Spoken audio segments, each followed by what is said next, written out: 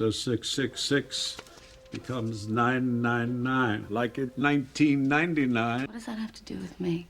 Just so me, you, and Nick Cage are all on the same page. These are the movies that came out in 1999, according to Wikipedia anyway. Which was a good enough source for my non-scholarly purposes. I'm using North American release dates, which is why a few of these films are in here. I didn't think it was fair to take world cinema into account in my arguments, because I generally watch either North American or British produced movies. So I can't really speak too much about films outside of that sphere of production in an informed and relevant manner. Basically, I'm sticking to my lane. When I decided to make this video, I was faced with the daunting task of figuring out what justifies crowning one year the greatest in movie history. Here's what I came up with. I'm going to talk about some standard factors, such as great movies that came out, the box office, the directors, variety of genres, and innovation and experimentation. But I'm also going to talk about a few things that no one else mentions, like the January lineup and the year-long consistency. Some of these topics are straight up facts, some are subjective. Mostly, it's just like my opinion, man. I used several years as comparison to 99. So without further preamble, let's get into it. Great films. Of the movies released in 1999, there are at least 13 that I would consider great. These movies, to be specific. Your list of greats from the year might include different entries than mine, such as these critical and fan favorites, or these. Here was my tally of films that I would consider great from the other years, for comparison. From 1976, we have All the President's Men, Carrie, Marathon Man, Network, The Omen, Rocky, Taxi Driver. From 1984, A Nightmare on Elm Street, Dune, we had Ghostbusters, Gremlins, Stop Making Sense, The Terminator, 1994, Ace Ventura: Pet Detective, Clerks, Ed Wood, Forrest Gump, Interview with the Vampire, Natural Born Killers, Pulp Fiction, Shawshank Redemption, Speed, The Crow, Wolf. From 1999, here's the list in case you forgot. 2003, Bad Santa, Elf, Kill Bill, Lost in Translation, Master and Commander, Pirates of the Caribbean, Lord of the Rings: Return of the King, 13. 2007, 300, The Mist, No Country for Old Men, Ratatouille, There Will Be Blood. 2008, Cloverfield, The Dark Knight, Hellboy 2, Speed Racer, Wall-E. 2014, Dawn of the Planet of the Apes, Edge of Tomorrow, Grand Budapest Hotel, Guardians of the Galaxy, John Wick, The Lego Movie, Snowpiercer. With at minimum 13 great films for 99, the next closest year was 94, with 11. And that's being generous, I've seen my list. With 2007 and 2008 leading the bottom with 5 apiece. Now, if you agree with my assessment that there are at least 13 great films for 99, that averages to a great film at least once a month. From the comparison years, it seems like every 6 to 8 weeks is about normal for something great coming out. You're looking at these years and the movies I picked and thinking, well, why isn't so-and-so on the list? It's simple. Either I didn't see it or I didn't think it was good enough. I am only human, and I haven't seen every movie from every year, so there's going to be some stuff I've missed, and these are my personal picks. But I am honestly trying my best to be objective. I'm not trying to favor 99, but this metric was volume-based, and 99 did win in that regard. Consistency throughout the year. I think that the strongest argument for 1999 being the best year in film is not the amount of great films, or the lack of stinkers, but the consistent quality of the releases throughout the year. 1999 wasn't just great movies once a month surrounded by trash. There are only 2 or 3 weekends for the whole of 99 where nothing that I consider worth seeing came out. That's about a 95% hit rate. Of the movies I've seen, there are at least 100 movies that I would say are worth seeing. This means that you could go twice a week, nearly every week, to the theater without seeing a single horrible movie. And of the other years that I've considered, 1994 is the only other year with anywhere close to that much consistency. But even then, I counted about 8 weeks where nothing good came out. The January Battle. Traditionally, a January release date for your movie means that the studio has little to no faith in it. So let's compare releases from the month of January, typically the weakest movie-going month of the year. For the record, I am going by North American theatrical wide release date. And for each year, I've chosen what I consider to be the highlights for January. 1976. Here's the list according to IMDb, and here's all Wikipedia has. The only thing I've even close to heard of is Survive, and isn't even listed in what I just showed you. The only reason I know about it is because it was later remade as Alive, and Survive isn't even in English, so it's not eligible by my own rules. 1984. Similar to 76, I've never seen any of these movies, but I've at least heard of a few. Wild Beasts, Mutilator, and Broadway Danny Rose. Broadway Danny Rose seems at least worth a watch. It's a Woody Allen film, after all.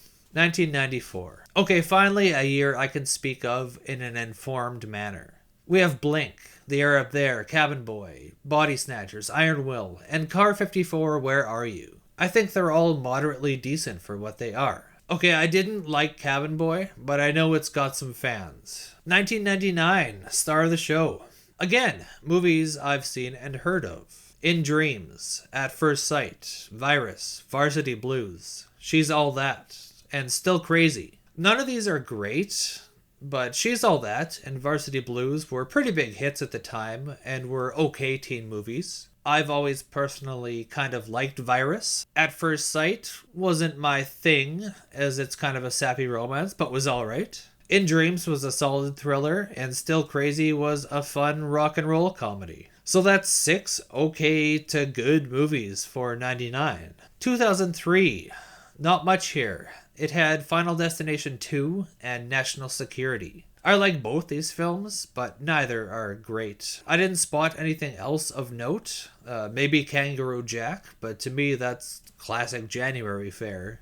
2007 had the most movies released of any year yet. And there were literally hundreds of results on the IMDb search, which was a bit too many for me to fully cross-reference, but here's what I got between them and Wikipedia. Smokin' Aces, The Hitcher, the remake of it, Perfume, Story of a Murderer, The Epic Movie. Epic Movie is notable for how terrible it is. I never actually saw Smokin' Aces or The Hitcher remake, but I did, however, quite like Perfume. 2008 had Rambo and Cloverfield, both really good. It also had Teeth, which was a mediocre horror movie with a cool idea. And there wasn't much else except for the exceptionally bad Meet the Spartans. 2014 had nothing really of note in my opinion. Maybe Jack Ryan and I Frankenstein, because of the players involved and I've at least heard of them. Much like 76, I just haven't seen or heard of most of these movies. In summary, 2008 had a very good action horror lineup, but 99 had the most consistently decent films and the most genre variety. Like 99, 94 had 6 films, but it was 2 comedies, 2 kids movies, and 2 thrillers. Where 99 had a thriller, a horror, a romance drama, a teen rom-com, and a comedy. I gotta give it to the consistency and variety of 99. Variety of genres. There was something for everyone in 1999. In fact, there was often more than one thing. There wasn't a particular genre or style that dominated movies this year. And it's an eclectic mix even in each genre heading. Most of these films are still relevant 25 years later, and all are still very watchable. For action, we had 13th Warrior, severely underappreciated. I love this film, even though it bombed at the box office. The Mummy, the best swashbuckling adventure since Indiana Jones. Lock, Stock, and Two Smoking Barrels, Guy Ritchie's first film, and it has the best criminal dialogue since Pulp Fiction, and is just as intricate a crime story. Animation, Princess Mononoke, arguably Miyazaki's best, and this was released in North American theaters in 1999. With an English dub full of Hollywood talent. So it gets in under a technicality because it was released in 97 elsewhere. It doesn't matter if you don't count this though, because you also had Iron Giant, which I haven't seen yet somehow, but I've heard nothing but good things about.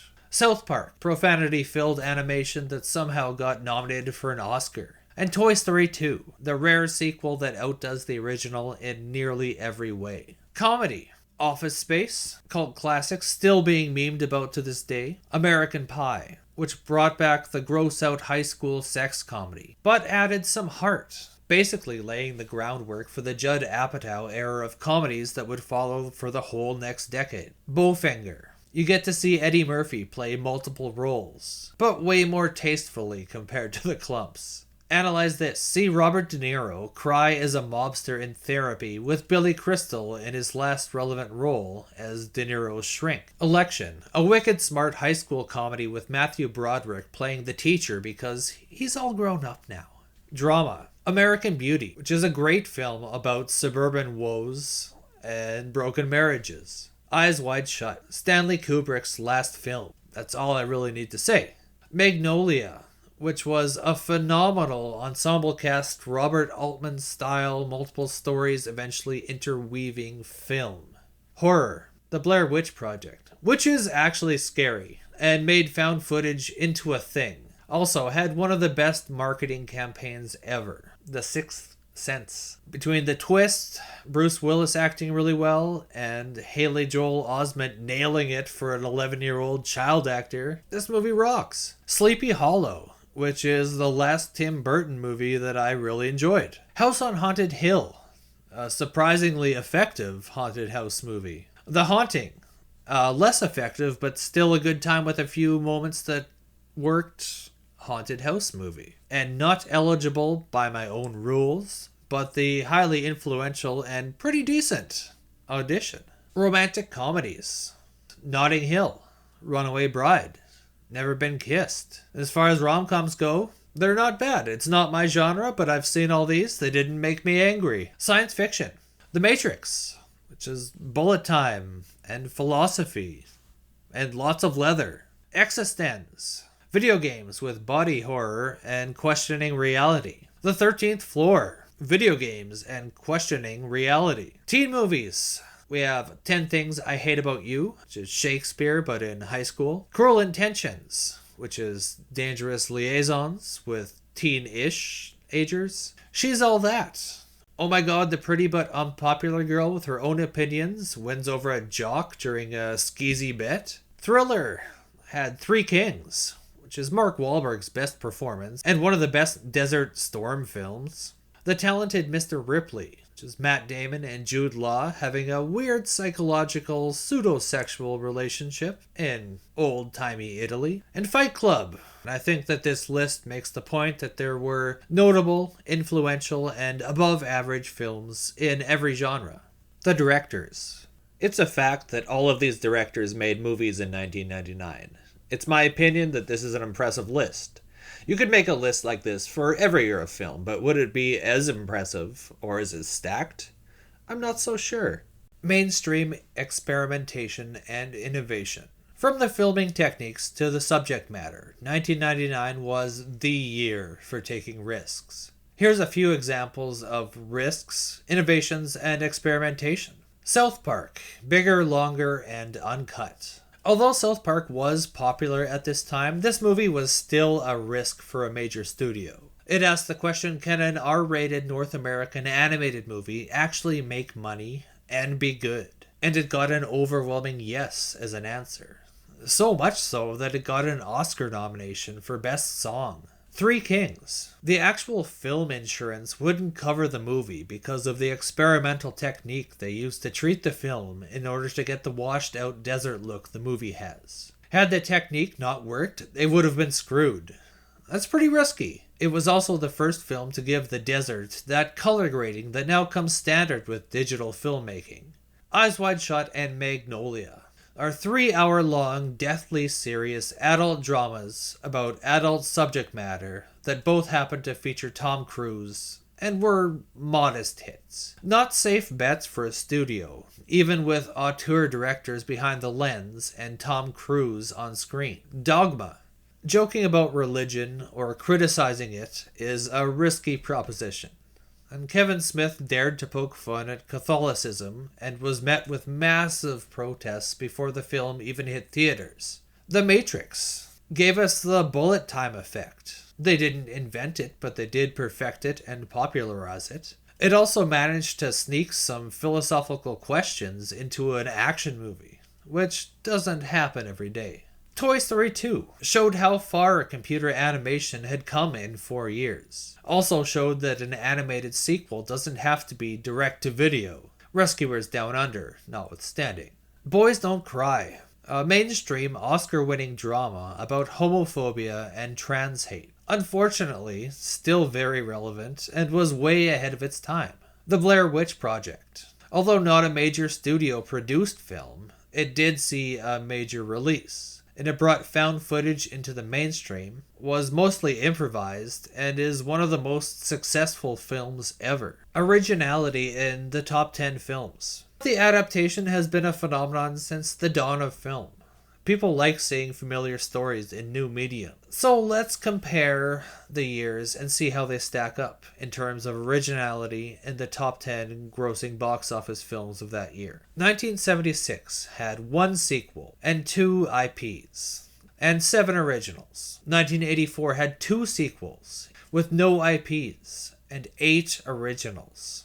1994 had 1 sequel and 4 IPs with 5 originals. 1999 had 3 sequels. Well, one's technically a prequel. It had 2 IPs with 5 originals. 2003, I gotta flip it here, had 3 originals. All the rest IP or sequels. 2007 had 1 original, which was Ratatouille. 2008, 2 originals. 2014, everything in the top 10 was a sequel or IP. In 1984 is the most original in this metric. So why include a metric where 99 doesn't win and is tied for 3rd place? Just to show that 99 still has a very reasonable amount of originality in its top grossers. Even the sequels and adaptations from 99 were fairly original takes and not just retreads. Say what you will about Phantom Menace, it was at least nothing like its predecessors. Summary.